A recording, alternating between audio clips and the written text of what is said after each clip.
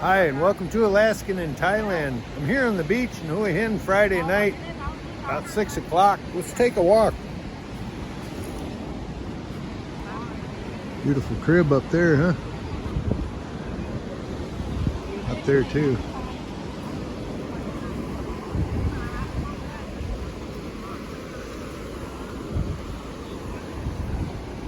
It's getting to be quite a few more people.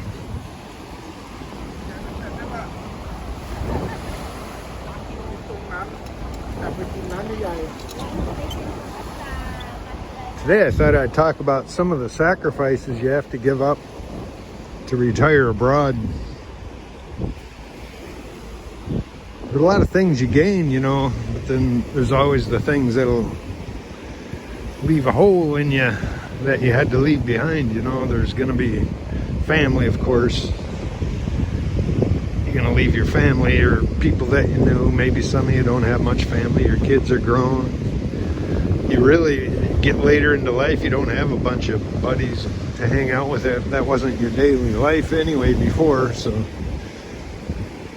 you're gonna have to give up one of the few things that, you know, if you're just retired, that's one thing, giving up the work that you've done your whole life, you know, your whole adult life. You had some purpose in life and work to do and kept you busy, entertained, whether you hated it or not. It still occupied your day, was you know, a major part of your life. When you give all that up, you know, and come here and just kind of sit around in your retirement, it's a shocker. It really can be. You're not used to it. You're bored all of a sudden. You think it's because of the country and you're bored here, but which it can be too. You know, you're all lonely because you ain't speaking the language as everybody else. Yeah, it gets hard. So there's a sacrifice. That one is also another one, the language. You're giving up your language in a lot of places. In fact, I'll say everywhere, even though you say the Philippines, you're not giving it up, but you are. You're going to be around a bunch of Tagalog speaking people that you're not going to understand what they're saying until they actually directly talk to you. So no matter where you go, pretty much in Asia, Mexico, wherever, Brazil, everybody, unless there's some communities out there, which there are, you know, get on Facebook, there's communities of English-speaking people, and you got that. One thing you don't have to worry about it, small day-to-day activities, as long as you really don't have to talk to somebody to get explicit detail about something. You don't have to worry about the English day-to-day. People know how to, you know, they'll know how to sell you food and articles. When you show up with money, you just ask how much they know, and they'll tell you how many bought, whatever. So, but you do give it up. That's long conversations with people over a cup of coffee. You know, you're going to have to find that again. It can be hard to find. If you don't know anybody in a strange country that don't speak the same language, you got to find somebody that does. Here it's kind of a different situation. Hey, how you do? All the foreigners you see, many of those don't speak your language either. It's probably more than 3/4 don't speak English. I would say they're Europeans, Russian mostly, Ukrainian. I hear more other strange language from the Caucasian foreigners than the Europeans than I do English. So you got that. So yeah, well, you gave up your family and your language and everybody you knew, probably all your belongings, your house. You either left it with somebody, and you're coming and jumping on a plane, and that ain't the easiest thing to do. It really ain't.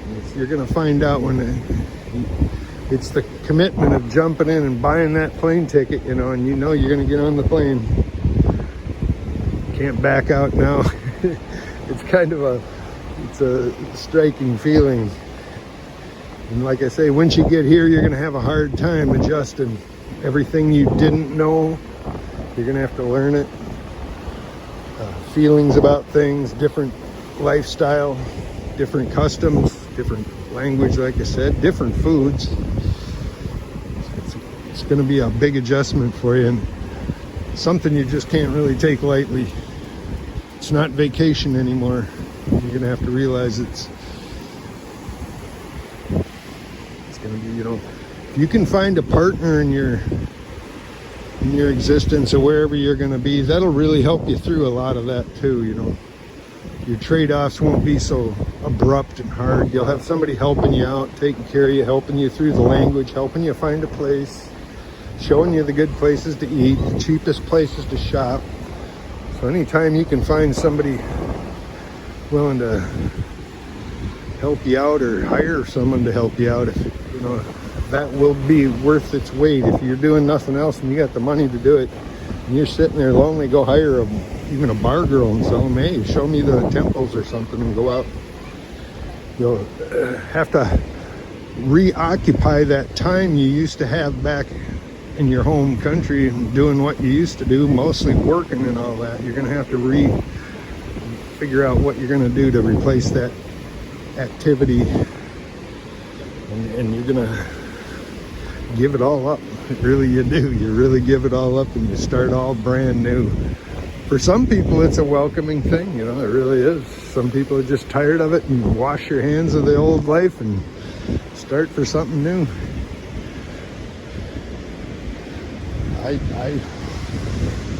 You know, for me, it's a turning a new leaf over in my life. You know, not dissing on my old life or anything. In fact, it's, you know, this is just opening a new chapter of my new part of my life. I think it's new and exciting, and it's keeping my brain occupied, and I ain't sitting in some nursing home, hopefully someday.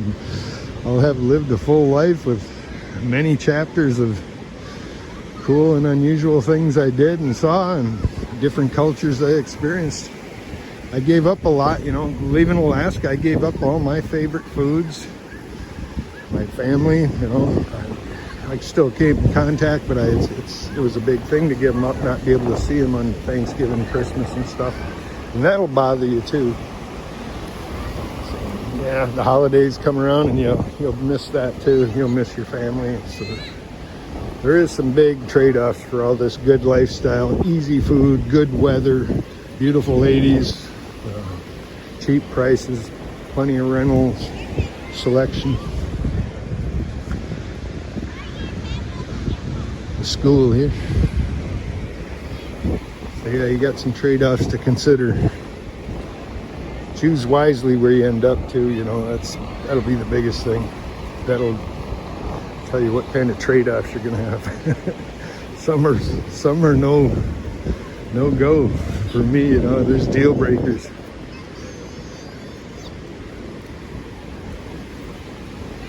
For me so far, nothing here yet.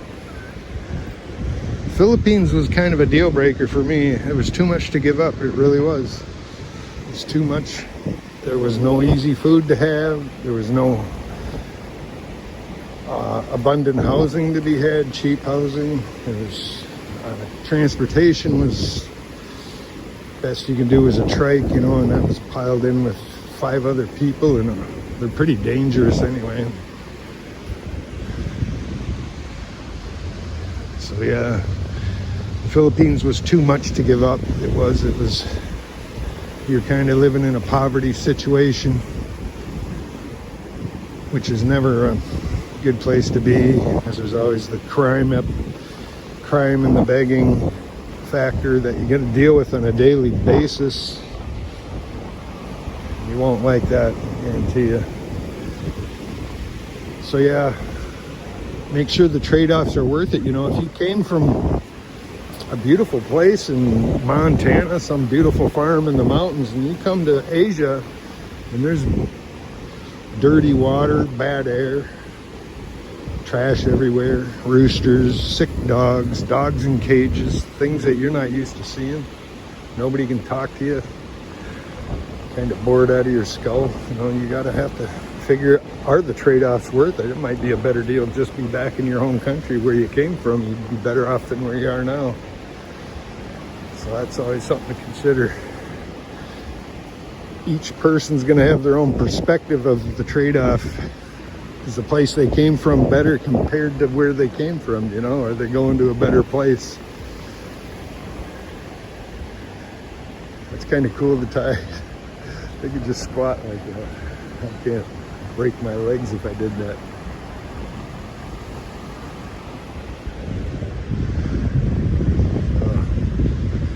Yeah, just remember there'll be a lot of trade-offs today. You know, beautiful weather and food, and you know, there'll be the weather trade-off too. That's something else to consider. You're going to be in a flood area or a dry area. Going to be hammered with typhoon area. There's trade-offs.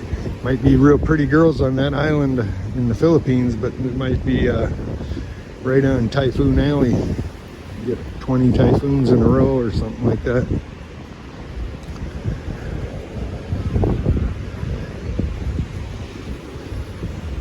So those are my ramblings on the subject of what are the trade-offs. Just, are they worth it to you? That's the key word. Is it worth it to you? It's something you want.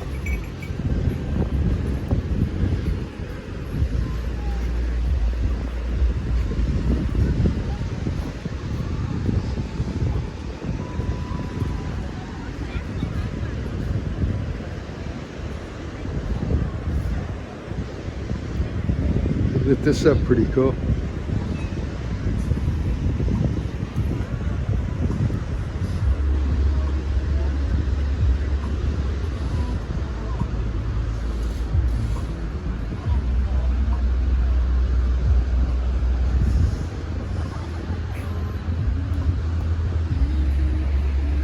Be sure to like, share, and subscribe. See you in the next one. Check back for new uploads every day.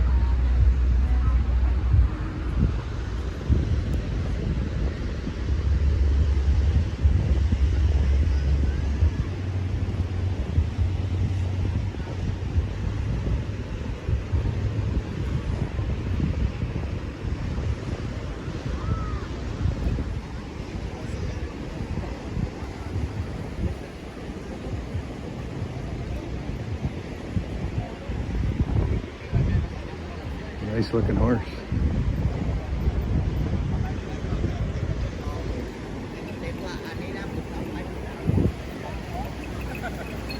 When they're going home, usually on Friday night, they'll be passing a beer between themselves, big bottle of beer. Drinking beer at quitting time, riding their horse home.